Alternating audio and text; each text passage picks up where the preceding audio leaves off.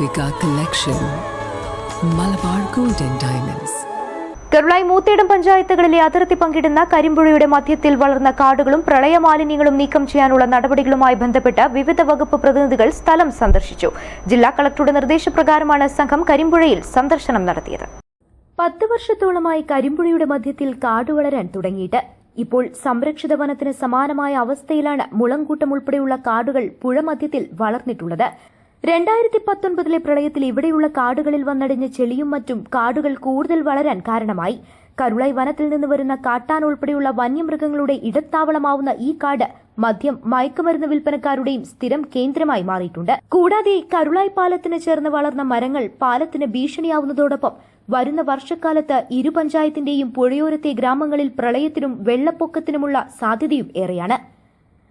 ഒരാൾക്ക് മുകളിൽ ഉയരത്തിലാണിപ്പോൾ പുഴയിൽ മണ്ണ് വന്നടിഞ്ഞിട്ടുള്ളത്.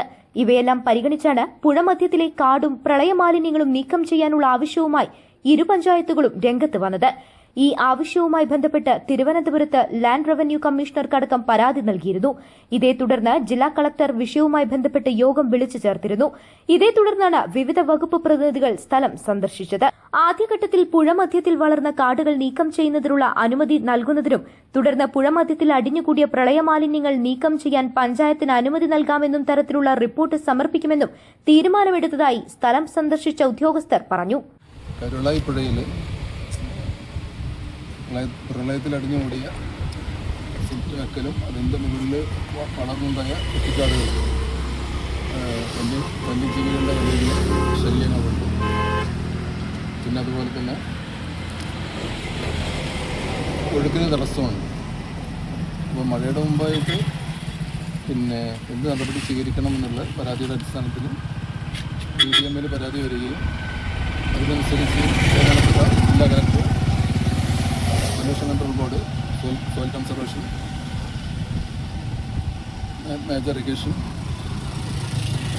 അതുപോലെ റവന്യൂ അതോറിറ്റി, പഞ്ചായത്ത് അതോറിറ്റീസ് ഇവരെല്ലാവരും സംയുക്ത പരിശോധന നടത്തിയിട്ട് റിപ്പോർട്ട് സമർപ്പിക്കാൻ പറഞ്ഞിരിക്കുന്നതാണ്. അതിൻ്റെ ബേസിലാണ് നമ്മൾ സംയുക്ത പരിശോധന നടത്തിയിരിക്കുന്നത്.